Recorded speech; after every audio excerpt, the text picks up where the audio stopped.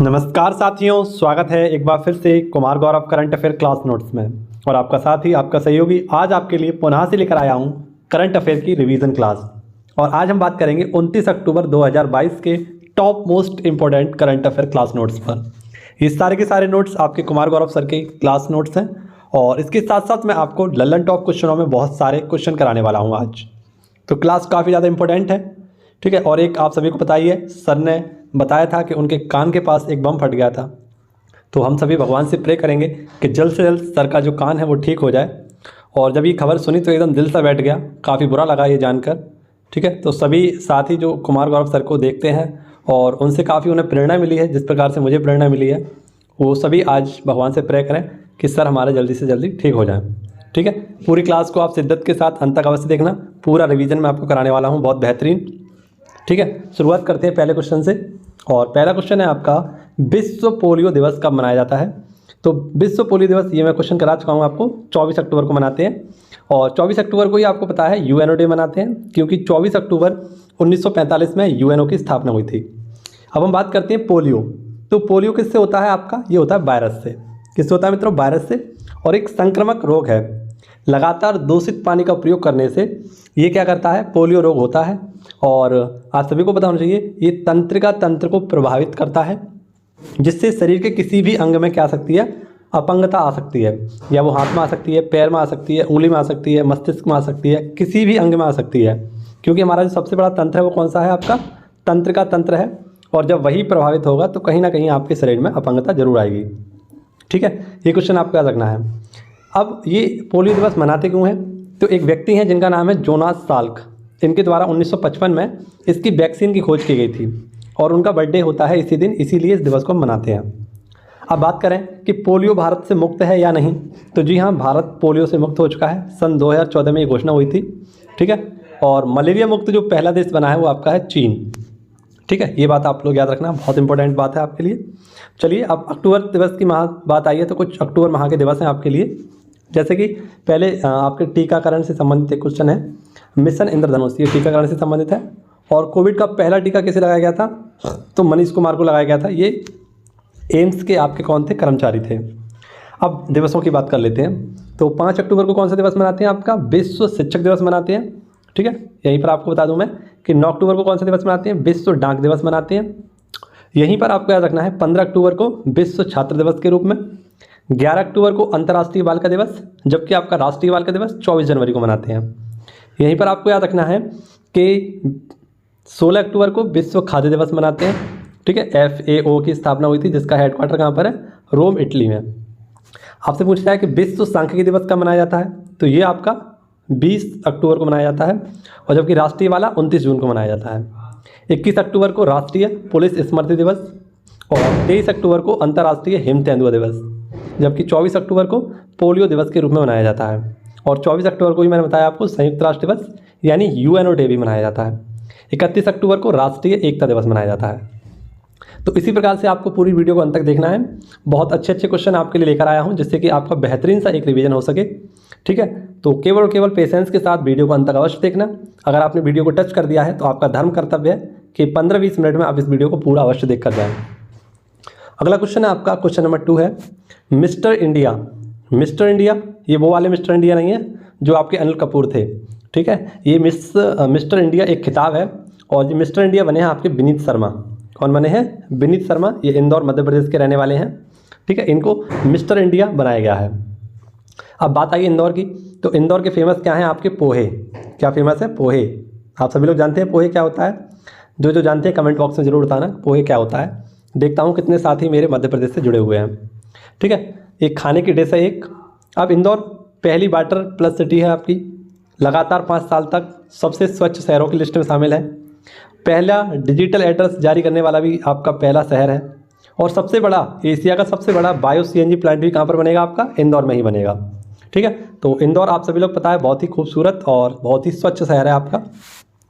बात आई है पुरस्कारों की, तो कुछ पुरस्कार देख लीजिए। जैसे कि मिस अर्थ इंडिया, ये कौन है? 2022 बंसिका, ठीक है। नेक्स्ट मिस यूनिवर्स आपकी हरना संधू है, ये चंडीगढ़ की हैं। और मैं यहाँ पर आपको बताना चाहूँगा, एक इम्पोर्टेंट क्वेश्चन है कि चंडीगढ़ के वास्तुकार कौन थे। यहाँ पर आप सभी लोग इसका नाम बताइए। ठीक है, चंडीगढ़ के वास्तुकार कौन थे। एक क्वेश्चन कल मैंने आपको कराया था, यूनेस्को शांति पुरस्कार, तो वहाँ पर मैंने जेलेंस्की लिख दिया था। हालांकि मैं वहाँ पर लिबर्टी पुरस्कार लिखने वाला था, लेकिन यूनेस्को शांति पुरस्कार लिख दिया। तो यहाँ पर आप एक करेक्शन कर लेना, एंजेला मर्केल कर लेना। ठीक है, जबकि लिबर्टी पुरस्कार जो था वो किसका दिया गया था, जेलेंस्की जो कि यूक्रेन के राष्ट्रपति हैं, इनको दिया गया था। ठीक है, लिबर्टी पुरस्कार, और इसके साथ साथ कौन सा दिया गया है इन्हें, तो ये भी आपको याद रखना है। ठीक है, बहुत इंपॉर्टेंट क्वेश्चन जो मैंने आपको बताया। अगर मैं आपसे पूछूं कि फ्रांस का सर्वोच्च नागरिक सम्मान किसे दिया गया है, तो फ्रांस का सर्वोच्च नागरिक सम्मान ये दिया गया था हाल ही में शशि थरूर को, है ना। और शशि थरूर को ही किसने हरा दिया है, आपको पता होना चाहिए, तो मल्लिकार्जुन खड़गे ने हरा दिया है। और कांग्रेस के नए अध्यक्ष बन गए हैं आपके मल्लिकार्जुन खड़गे। ठीक है, शशि थरूर आपको याद रखना है, बहुत इंपॉर्टेंट व्यक्ति हैं आपके लिए। ठीक है, इनको हराया है हाल ही में किसने, तो मल्लिकार्जुन खड़गे ने। ठीक है, याद रखना, बहुत इंपॉर्टेंट क्वेश्चन है। आगे आपका है क्वेश्चन नंबर 3। यहाँ क्वेश्चन नंबर 3 कर लेना आप लोग। ठीक है, 27वां आप सभी को पता है जलवायु परिवर्तन सम्मेलन, जिसे हम कॉन्फ्रेंस ऑफ पार्टी कहते हैं, यानी COP कहते हैं। इसके COP 27 का जो आयोजन होने वाला है, आप सभी को ये पॉइंट याद होगा, लेकिन कुछ इंपॉर्टेंट पॉइंट और बताऊंगा आपको। तो 27वां जो जलवायु परिवर्तन सम्मेलन है आपको होने वाला है मिस्र में। और मिस्र में भी कहाँ पर होगा, तो एक स्थान है शर्म अल शेख, यहाँ का एक शहर है, यहाँ पर होने वाला है। मिस्र की अगर हम बात करें कि यहीं पर आपका COP 27 होने वाला है, ये आपको पता है। अब आप सभी को मन में आ रहा होगा कि सर ये COP 27 क्या होता है या COP क्या होता है। तो कॉन्फ्रेंस ऑफ पार्टी इसकी फुल फॉर्म होती है, और 2022 में इसका जो विषय रखा गया है वो क्या रखा गया है, जलवायु परिवर्तन का महाद्वीप पर पड़ने वाला प्रभाव। ठीक है, ये इसका विषय है। अब देखिए, यहाँ पर आपको समझना है थोड़ा सा, मिस्र की 2-4 बातें जान लीजिए, ये भी आपके लिए इंपॉर्टेंट रहेंगे।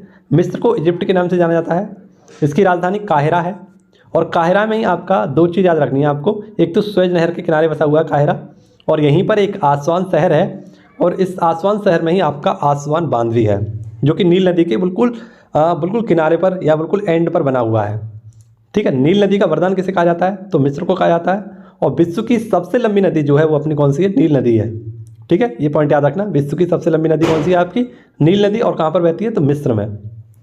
अब देखिए, अब आपको बताता हूँ COP से संबंधित कुछ बातें, और उसके बाद कराऊंगा आपको पर्यावरण विशेषांक। पर्यावरण विशेषांक का हम पुनः से रिवीजन करने वाले हैं आज। तो देखिए मित्रों, COP 21, ये COP 21 जो हुआ था आपका, इसे पेरिस समझौता के नाम से भी जाना जाता है। और इसी समझौते के तहत आपको पता है आपका ISA यानी इंटरनेशनल सोलर अलायंस, इसकी स्थापना की गई थी भारत और फ्रांस की सहायता से। हेडक्वार्टर कहाँ पर अपना, गुरुग्राम हरियाणा में। अब COP 26 की बात करें तो ये कहाँ पर हुआ था आपका, स्कॉटलैंड ग्लासगो में। और पहला COP कहाँ पर हुआ था, यानी फर्स्ट COP सम्मेलन आपका कहाँ हुआ था, येतेनबर्ग रूस में। ये भी आपके लिए याद रखना है। अब आप सभी लोग कह रहेंगे ये COP होता क्या है, तो एक संस्था है जिसका नाम है UNSSC, है ना, यहाँ पर SSC कर लेना है, UNFSSC। अब SSC कर लेना, तो इसे हम क्या बोलते हैं, UN framework convention to climate changing. ठीक है, यहाँ SSC कर लेना आप लोग। तो इसी को बैठक को क्या कहा जाता है, COP कहा जाता है। ठीक है, ये बात आप सभी लोग अपने दिल में बसा लेना, और पैट एग्जाम में ये आपसे पूछी गई थी। अब पर्यावरण विशेषांक में देख लीजिए आपके लिए क्या खास है। तो पर्यावरण विशेषांक के ये क्वेश्चन मैं आपको इतनी बार रटवाऊंगा कि सारे के सारे क्वेश्चन आपको याद हो जाएंगे। स्टॉकहोम सम्मेलन ये कब हुआ था आपका, 1972 में हुआ था, और कहाँ पर हुआ था, स्वीडन में। स्वीडन की राजधानी क्या है आपकी, स्टॉकहोम है। और स्टॉकहोम में ही आपके 10 दिसंबर को नोबेल पुरस्कार वितरण किए जाएंगे। ठीक है, सतत विकास ये के लिए किया गया था, और इसका ये क्या था, पहला वैश्विक सम्मेलन था। ठीक है, और इसी के तहत क्या हुआ था आपका, एक संस्था है जिसका नाम है UNEP, इसकी स्थापना की गई थी 5 जून 1972 को। ठीक है, UNEP united national environment programme, इसका हेडक्वार्टर कहाँ पर है, तो नैरोबी केन्या में इसका हेडक्वार्टर है। ठीक है, और इसी की स्थापना के तहत क्या हुआ था, 1974 में पहली बार क्या मनाया गया था, पर्यावरण दिवस मनाया गया। ठीक है, पर्यावरण दिवस इसलिए मनाया जाता है, आप सभी को याद होना चाहिए। अगला आपका आता है मॉन्ट्रियल प्रोटोकॉल। ये मॉन्ट्रियल प्रोटोकॉल इसके संरक्षण के लिए, किसके संरक्षण के लिए थे, ओजोन परत के संरक्षण के लिए कनाडा में किया गया था 16 सितंबर 1987 को। अब ओजोन परत के छिद्र को क्या कहते हैं, या ओजोन परत के छिद्र को नापने वाले मशीन को क्या कहते हैं, ये मुझे बताइए आप। पहला है आपका अगला, पहला पृथ्वी सम्मेलन। तो आप सभी का क्या हुआ था, ये जो आपका स्टॉकहोम सम्मेलन हुआ था उसके 20 साल बाद आपका हुआ था क्या, तो पृथ्वी सम्मेलन 1992 में हुआ ये, और कहाँ पर हुआ था, रियो में। रियो डी जेनेरियो, ये कहाँ पर आपका ब्राज़ील में, जो कि दक्षिण अमेरिका का आपका सबसे बड़ा देश है, यहाँ पर हुआ था। इसकी रिपोर्ट को क्या कहते हैं, तो एजेंडा 21 के नाम से इसे जाना जाता है। अगला है आपका ग्रीन हाउस उत्सर्जन को कम करने के लिए आपका क्योटो प्रोटोकॉल हुआ 1997 में। ये क्योटो कहाँ पर है आपका जापान में। जापान को ही उगते हुए सूर्य का देश कहा जाता है, निपनों का देश कहा जाता है, सुकुमारों का देश कहा जाता है, ठीक है। और जापान के पूर्व प्रधानमंत्री कौन थे आपके, शिंजो अबे, जिनका हाल ही में निधन हुआ है। COP21 की बात करें तो 1995 में ये हुआ था, और कहाँ पर हुआ था, जर्मनी में। वन्य जीव संरक्षण अधिनियम कब आया, 1972 में। डॉल्फिन प्रोजेक्ट कब शुरू हुआ था आपका, 5 अक्टूबर 2009 को, और इसीलिए हम डॉल्फिन डे मनाते हैं 5 अक्टूबर को। आगे आपका है जैव विविधता दिवस कब मनाते हैं, तो 22 मई को आपका जैव विविधता दिवस मनाते हैं। जबकि आपसे पूछा जाए कि जल दिवस कब मनाते हैं, तो ये आपका 22 मार्च को मनाते हैं। और विश्व पृथ्वी दिवस कब मनाते हैं आपका, तो ये 22 अप्रैल को, ठीक है। ये पॉइंट भी आपको यहाँ से क्लियर करने हैं। तो कमेंट बॉक्स में बताइएगा कि आपको वीडियो कैसी लग रही है। अगर आपको लगातार इसी प्रकार से अपना रिवीजन करना है मेरे साथ बहुत ही कम समय में, तो आप इस चैनल को सब्सक्राइब कर सकते हैं, दोस्तों के साथ इस वीडियो को शेयर कर सकते हैं। अगला क्वेश्चन है आपका ब्लू फ्लैग प्रमाण पत्र। तो ब्लू फ्लैग ये प्रमाण पत्र क्या होता है, तो जो भी हमारे समुद्र तट होते हैं, है ना, जो काफ़ी ज़्यादा स्वच्छ रहते हैं, उनको स्वच्छता प्रमाण देने के लिए ब्लू फ्लैग सर्टिफिकेशन दिया जाता है। यानी वहाँ पर एक ब्लू फ्लैग लगा दिया जाता है जो स्वच्छता के लिए बहुत जाना जाता है बीच, ठीक है। तो अब तक ये कुल 12 थे, ठीक है। 2020 में ये 10 थे, 2021 में इसमें 2 और ऐड किए गए, और 2022 में पुनः से इसमें 2 ऐड किए गए हैं। तो इनकी टोटल संख्या जो हो गई है वो 14 हो चुकी है, ठीक है। तो हाल ही में कौन कौन से जोड़े गए हैं आपके, ठुंडी और कदमत, ये दोनों के दोनों कहाँ पर हैं आपके, लक्षद्वीप में है, ठीक है। और किसके द्वारा ट्वीट किया गया था, तो पर्यावरण मंत्री भूपेंद्र यादव जी के द्वारा ये ट्वीट करके बताया गया कि भारत के 2 जो बीच हैं उनको ब्लू फ्लैग प्रमाण पत्र दिया जाएगा। जैसे कि आप लक्षद्वीप की बात आई है, तो सबसे छोटा जो हमारा वहाँ यूटी है वो कौन सा है आपका, लक्षद्वीप है। सबसे बड़ा कौन सा है, तो अंडमान निकोबार। और अंडमान और निकोबार को अलग कौन करता है, 10 डिग्री चैनल। 8 डिग्री चैनल किसे अलग करता है, तो मालदीव और मिनिकॉय को। हो चुका आगाज लड़का युग बदलने की तैयारी, जीत उसी की होगी जिसका संघर्ष है जारी। ना संघर्ष ना तकलीफ तो क्या खाक मजा है जीने में, अच्छे अच्छे तूफान ढल जाते हैं जब आग लगी उस सीने में। जल्दी से कुमार गौरव सही होंगे, तभी इस दिल को चैन मिलेगा, और आपके लिए और भी जोश जुनून के साथ मैं वीडियो लाऊंगा। डेली आपको करंट अफेयर का रिवीजन कराऊंगा। आप सभी लोग मेरा साथ दें जिस प्रकार से आप कुमार गौरव सर का साथ दे रहे हैं, ठीक है। आप सभी के लिए मेहनत करता रहूँगा, आप सभी के लिए जी जान से जी तोड़ मेहनत करूँगा, और डेली आप करंट अफेयर आपको नोट्स प्रोवाइड कराऊंगा, ठीक है। डेली उसका रिवीजन आपको मैं कराऊंगा। क्वेश्चन नंबर 4 है आपका बटालियन स्तर का युद्धाभ्यास। तो बटालियन स्तर का युद्धाभ्यास, हालांकि युद्धाभ्यास जो है एक युद्धाभ्यास ही है जो भारत और अमेरिका के मध्य होता है, ठीक है। इसका आयोजन कहाँ पर होने वाला है, तो ओली कहाँ पर आपका उत्तराखंड में है, जो कि LAC से 100 किलोमीटर की दूरी पर स्थित है। उत्तराखंड की बात आई है तो उत्तराखंड के मुख्यमंत्री कौन है वर्तमान में, पुष्कर धामी। और उत्तराखंड ही उत्तर प्रदेश से अलग हुआ था कब, सन 2000 में, ठीक है। याद रखना कब अलग हुआ था, सन 2000 में अलग हुआ था। उत्तराखंड की राजधानी क्या है, देहरादून। और देहरादून से ही आपकी क्या आती है, वन रिपोर्ट आती है, जो कि 2 साल में एक बार आती है, ठीक है। तो आप सभी के लिए इम्पोर्टेंट है। अब युद्धाभ्यास की बात आई है तो युद्धाभ्यास देख लीजिए कुछ, जैसे वज्र प्रहार ये भारत और अमेरिका के मध्य होता है। अल नजहा ये भारत और ओमान के मध्य होता है। पिच ब्लैक इसका आयोजन किया गया था ऑस्ट्रेलिया में। और मालाबार युद्धाभ्यास ये 4 देशों के मध्य होता है, जापान, ऑस्ट्रेलिया, भारत और अमेरिका, ठीक है। अगर मैं बात करूं आपसे मैत्री युद्धाभ्यास, मित्र शक्ति युद्धाभ्यास किसके मध्य होता है ना, मित्र शक्ति, तो ये भारत और श्रीलंका के मध्य। जबकि आपसे मैत्री पूछा जाए तो भारत और इंडोनेशिया के मध्य। अगर आपसे पूछा जाए कि समुद्र शक्ति युद्धाभ्यास, तो भारत और इंडोनेशिया के मध्य होता है। किसके मध्य, भारत और इंडोनेशिया के मध्य होता है, ठीक है। चलिए आगे देखते हैं अगला क्वेश्चन, बहुत ही इंपॉर्टेंट क्वेश्चन आपके लिए।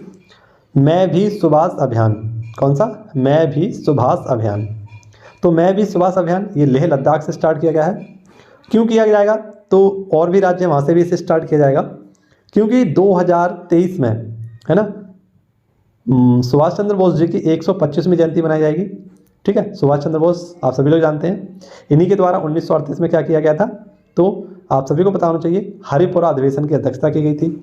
1942 में इन्होंने क्या किया था, तो आप सभी को पता होना चाहिए, माफ़ करना 1938 में इन्होंने क्या किया था, हरिपुरा अधिवेशन की अध्यक्षता की थी, ठीक है। और 1939 में इन्होंने क्या कर दिया, यहाँ पर फॉरवर्ड ब्लॉक की स्थापना कर दी, ठीक है। याद रखना बहुत इंपॉर्टेंट है। और सुभाष चंद्र बोस जी का जन्म कहाँ पर हुआ था, तो ये हुआ था कटक, कहाँ पर हुआ था, कटक उड़ीसा में। चलिए मुझे बताइए कटक किसके लिए फेमस है, और आपने ये क्वेश्चन काफ़ी बार पढ़ा होगा, कटक किसके लिए फेमस है, तो मैंने एक और क्वेश्चन पूछा था आपसे अभी पीछे, क्वेश्चन कौन सा पूछा था याद नहीं आ रहा है? आप लोग कमेंट बॉक्स में बताइए कौन सा क्वेश्चन पूछा था मैंने आपसे, और इसका भी आंसर मुझे दीजिए आप।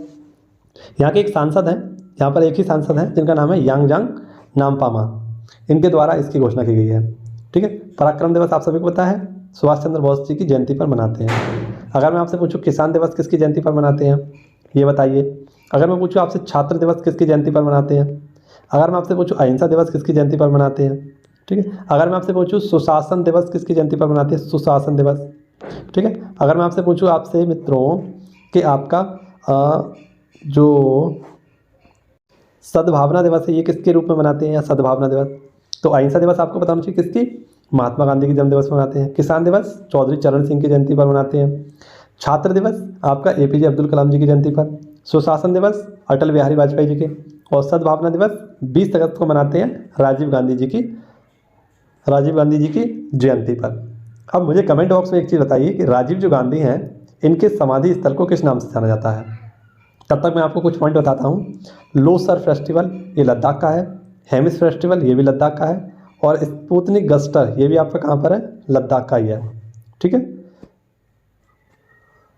चलिए एक और क्वेश्चन है आपके लिए कि जो लद्दाख है अपना, इसका सर्वोच्च नागरिक सम्मान है जिसका नाम है डिपॉल RNG डस्टर पुरस्कार। तो हाल ही में किसे दिया गया था, दलाई लामा जी को दिया गया था। क्वेश्चन नंबर 6 है आपके सामने। International federation of film critics ने सर्वकालिक सर्वश्रेष्ठ फिल्म का अवार्ड किसे दिया गया है, तो पांथेर पंचाली को दिया गया है, जो कोई 1955 में एक फिल्म बनाई गई थी। यानी अब तक की सबसे बढ़िया फिल्म जो है वो कौन सी है, आपकी पांथेर पंचाली। और इसको डायरेक्ट किसने किया था, तो सत्यजीत रे ने किया था। ठीक है, अगर हम आपसे बात करें कि 52वां हाल ही में जो हमारा 2022 का है ना, 2022 में दिया जाएगा, हालांकि है तो 2021 का, ये किसे दिया गया है, आशा पारेख को। और 51वां दादा साहेब पुरस्कार किसे दिया गया था, रजनीकांत को। 50वां किसे दिया गया था, अमिताभ बच्चन को। तो ये आप पॉइंट याद रखना। ठीक है, ये क्वेश्चन आपके लिए मोस्ट इंपॉर्टेंट है, और इसमें आपको बताऊंगा ट्रेन संबंधित कुछ बातें। तो नेरल माथेरॉन टॉय ट्रेन ये हाल ही में स्टार्ट की गई है, और कहाँ से, तो महाराष्ट्र से। हालांकि ये चर्चा का विषय इसलिए बनी हुई है क्योंकि ये कुछ समय पहले दुर्घटना होने के कारण बंद कर दी गई थी, लेकिन चर्चा का विषय इसलिए बनी हुई है क्योंकि प्रधानमंत्री मोदी जी के द्वारा इसे पुनः से स्टार्ट कर दिया गया है, चालू कर दिया गया है। ये 21 किलोमीटर की रेंज में चलती है और यूनेस्को की लिस्ट में ये शामिल है। अब ट्रेन स्पेशल देख लीजिए, पहली जो ट्रेन चलाई गई थी भारत की, ये 1853 में चलाई गई थी मुंबई से ठाणे के मध्य। 34 किलोमीटर दूरी थी इसकी, और इसका नाम था ब्लैक ब्यूटी, जिसमें कितने इंजन लगे थे, तो आपके 3 इंजन लगे थे। कितने, 3 इंजन। ठीक है, अब आपसे बात करूं तो पहली अंडर वाटर मेट्रो इसका नाम क्या था, तो पहली अंडर वाटर मेट्रो ये कहाँ पर चली थी, हुगली में। और हुगली कहाँ पर है आपका, कोलकाता में, हुगली नदी पर ही चली थी। भारत गौरव योजना के तहत पहली निजी ट्रेन कहाँ से कहाँ तक चली, तो कोयम्बटूर से श्रेणी के मध्य चली।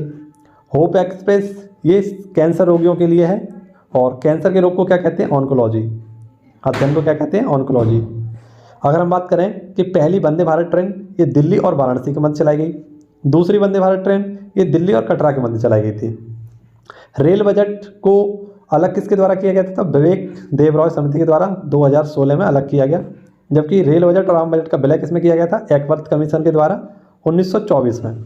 ठीक है, आगे देखते हैं। अगला क्वेश्चन है आपका, इसमें कुछ इंपॉर्टेंट नियुक्तियां कराऊंगा आपको। ठीक है, हालांकि कराने के लिए मैं और भी करा सकता हूं, लेकिन काफ़ी सारे मेरे कमेंट आते हैं भाइयों के, कहते हैं कि सर आप वीडियो को थोड़ा लंबा कर देते हैं, लेकिन मैं थोड़ा सा आपको समझाने की कोशिश करता हूं जिससे आप और अच्छा रिवीजन कर सकते हैं।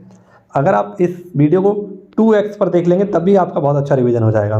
तो बस मेरा यही मानना है कि आप इसको लिखें या ना लिखें, लेकिन इसको 2-3 बार अगर सुन लेंगे तो आपका बहुत ज़्यादा फायदा होने वाला है। इसीलिए मैं बहुत समझा कर पढ़ाता हूँ आपको। क्वेश्चन नंबर 8 है आपका, भारतीय प्रतिस्पर्धा। तो भारतीय प्रतिस्पर्धा जो आयोग है आपका, जिसे हम शॉर्ट में क्या बोलते हैं, CII, है ना। तो इसके कार्यवाहक अध्यक्ष बनाए गए हैं, कौन है, संगीता वर्मा को बनाया गया है। ये CII भारतीय प्रतिस्पर्धा आयोग क्या है, तो इसका एक अधिनियम आया था 2002 का अधिनियम। 2009 में इसकी स्थापना कर दी गई। हेडक्वार्टर इसका दिल्ली में है और 7 सदस्य इसमें होते हैं। ठीक है, और इसकी हाल ही में कार्यवाहक अध्यक्ष कौन बनाई गई है, संगीता वर्मा। ठीक है, अगर मैं आपसे पूछूं महिला आयोग के अध्यक्ष कौन है वर्तमान में, महिला आयोग के अध्यक्ष, तो ये है आपके रेखा शर्मा। कौन है, रेखा शर्मा। अगर मैं आपसे पूछूं सेबी की पहली महिला अध्यक्ष कौन है, तो सेबी की पहली महिला अध्यक्ष कौन है आपकी, माधवीपुरी बुच। कौन है, माधवीपुरी बुच। अगर मैं आपसे पूछूं कि आपकी JNU इसकी पहली महिला कुलपति कौन है, तो ये है आपकी शांति श्री धूलीपड़ी। कौन है? शांति श्री धूलीपड़ी। अगर मैं आपसे पूछूं WTO, तो ये अपनी चाची हैं, और WTO की पहली महिला महानिदेशक कौन है? तो नागोजी ओंकाजा-इवेला, है ना? कौन है? नागोजी ओंकाजा-इवेला। यूएनओ में स्थायी प्रतिनिधि कौन है आपकी? तो यूएनओ में स्थायी प्रतिनिधि आपकी सुचिरा कंबोज या रुचिरा कंबोज, सुचिरा नहीं, रुचिरा कंबोज। ठीक है। अगर मैं आपसे पूछूं कि वर्तमान में आपकी जो जम्मू कश्मीर विश्वविद्यालय है, इसकी हेड कुलपति कौन है? तो ये है आपकी नीलोफर खान। कौन है? नीलोफर खान। तो ये कुछ महिलाओं के नाम थे। जैसे आपसे पूछ लिया जाए कि आपकी CBSE की हेड कौन है? तो CBSE की हेड कौन है? निधि छिप्पर। कौन है? निधि छिप्पर। ठीक है। तो ये कुछ महिलाओं की नियुक्तियाँ थी जो मैंने आपको बताई। अब पुरुषों की नियुक्ति देख लीजिए। सेकंड CDS ये कौन है? अनिल चौहान। 50वें मुख्य न्यायाधीश YV चंद्रचूड़। DRDO के नए head Sameer B Kamath. CBC यानी सेंट्रल विजिलेंस कमीशन कौन है? सुरेश N पटेल। BSF के अध्यक्ष कौन है? पंकज कुमार। NDRF के हेड कौन है? अतुल करवाल। तो ये आपके कुछ पुरुष नियुक्तियाँ थी। अगला क्वेश्चन है आपका, दुनिया के सबसे गंदे आदमी की मृत्यु। तो आप सभी को बताना ये है आपके अमो हामी। 94 वर्ष की उम्र में इनका निधन हुआ है। कैसे हुआ क्या? तो ये नहाए नहीं थे, लेकिन इनके गाँव वालों ने ज़बरदस्ती हिला दिया, जिसके कारण इनकी मृत्यु हो गई। 94 वर्ष के थे ये। ठीक है, नाम याद रखना। हालांकि आपसे पूछा जा सकता है, तो कभी नहीं भूलेंगे इस क्वेश्चन को तो आप। ठीक है, और हम भी नहीं नहाए कभी। इनको क्या था? हाइड्रोफोबिया था। ठीक है, और ये ईरान के थे व्यक्ति। ठीक है, और ईरान की राजधानी आपको बताइए क्या है? तेहरान है। मुद्रा यहाँ की टोमान है। यहाँ का एक फेमस मरुस्थल है जिसका नाम है दस्त-ए-लुत। ठीक है, अब दो इंपॉर्टेंट क्वेश्चन याद रखना आप। देखिए जो मैं आपके लिए लिख कर लेकर आया हूँ। एक तो 190 साल का कछुआ जिसका नाम क्या है? जोनाथन। ठीक है, जोनाथन 190 साल का है, और 1832 में इसका जन्म हुआ था। कब? 1832 में। ठीक है, ये कितना? 190 साल का हो चुका है। एक है सुपरमॉम, ये 29 बच्चों को जन्म देने वाली एक बाघिन है जिनकी हाल ही में मृत्यु हुई थी। ठीक है, अब मुझे कमेंट बॉक्स में बताइए कि एक कछुआ है जिसका नाम है ओलिवे रिडले। ये ओलिवे रिडले कछुए कहाँ पाए जाते हैं? ठीक है, अगला क्वेश्चन है आपका, क्वेश्चन नंबर 11 है, 100% जल से नल पहुँचाने वाला राज्य कौन सा बना है? तो ये एक और राज्य बन गया है आपका गुजरात। हालांकि दो राज्य हम पढ़ चुके हैं, एक तो आपका गोवा पहला राज्य, दूसरा राज्य आपका तेलंगाना, और जो आपका अगला राज्य बना है वो है गुजरात। ठीक है, गुजरात की बात करें तो राजधानी क्या है? गांधीनगर। भूपेंद्र भाई पटेल यहाँ पर क्या है? वर्तमान में मुख्यमंत्री हैं। अटल ब्रिज आपका अहमदाबाद में बनेगा। डिफेंस एक्सपो इसका आयोजन गांधीनगर और अहमदाबाद में होने वाला है। पहला ग्लोबल ट्रेडिशनल मेडिकल सेंटर ये जामनगर गुजरात में। पहला CNG टर्मिनल भावनगर गुजरात में। सबसे बड़ी प्रतिमा स्टैचू ऑफ यूनिटी 182 मीटर की यहीं पर है, अहमदाबाद गुजरात। ठीक है, नर्मदा नदी पर साधु बेट द्वीप पर, आप सभी लोग याद रखना। ठीक है, और राम सुतार के द्वारा ये बनाई गई थी। तो ये आपकी आज की क्लास थी जो आपके सामने मैंने रखी। आई होप आपको क्लास अच्छी लगी होगी। कमेंट बॉक्स में मुझे बता देना कि आज की क्लास आपको कैसी लगी। मेरी तरफ से किया गया एफर्ट आपको कैसा लग रहा है? कमेंट बॉक्स में मुझे ज़रूर बताइएगा। ठीक है, अगर ये एफर्ट आपको थोड़ा सा भी पसंद आ रहा हो और लग रहा हो आपको कि मैं भरोसे लायक हूँ आपका रिवीजन करा सकता हूँ बड़ी तरीके से, तो आप इस चैनल को सब्सक्राइब जरूर करिएगा और एक बार मुझे कमेंट बॉक्स में ज़रूर बता दीजिएगा। ठीक है, वैसे आपका काफ़ी अच्छा सपोर्ट मिल रहा है और मुझे लग रहा है कि मैं जो कार्य कर रहा हूँ वो सही दिशा में कर रहा हूँ आपके लिए, और मैं ईश्वर से प्रार्थना करूँगा कि हमारे प्यारे गौरव सर जल्दी से ठीक हो जाएं। ठीक है, और कोई भी ऑपरेशन वगैरह ना हो, इसी तरीके से काम हो जाए सर का, तो ज़्यादा बेटर रहेगा आपके लिए और मेरे लिए। ठीक है, तो ईश्वर से सभी लोग प्रे करेंगे हम। ठीक है, सर जल्दी से जल्दी ठीक हो। और आपको पता है कि ये पीक पॉइंट है एग्ज़ाम के लिए, और इस समय अगर टीचर को कुछ होता है तो ये संपूर्ण जगत के लिए और संपूर्ण जो छात्र हैं जो तैयारी कर रहे हैं उनके लिए बहुत बड़ा एक सदमा होगा, बहुत बड़ी दुख की बात होगी। ठीक है, तो मेरी भगवान से प्रार्थना यही रहेगी कि हमारे प्यारे गौरव सर जल्दी से सही हो जाए। ठीक है, आप सभी लोग प्रार्थना करना। मिलना होगा आपसे अगली वीडियो में। जय हिंद, जय भारत, वंदे मातरम, भारत माता की जय।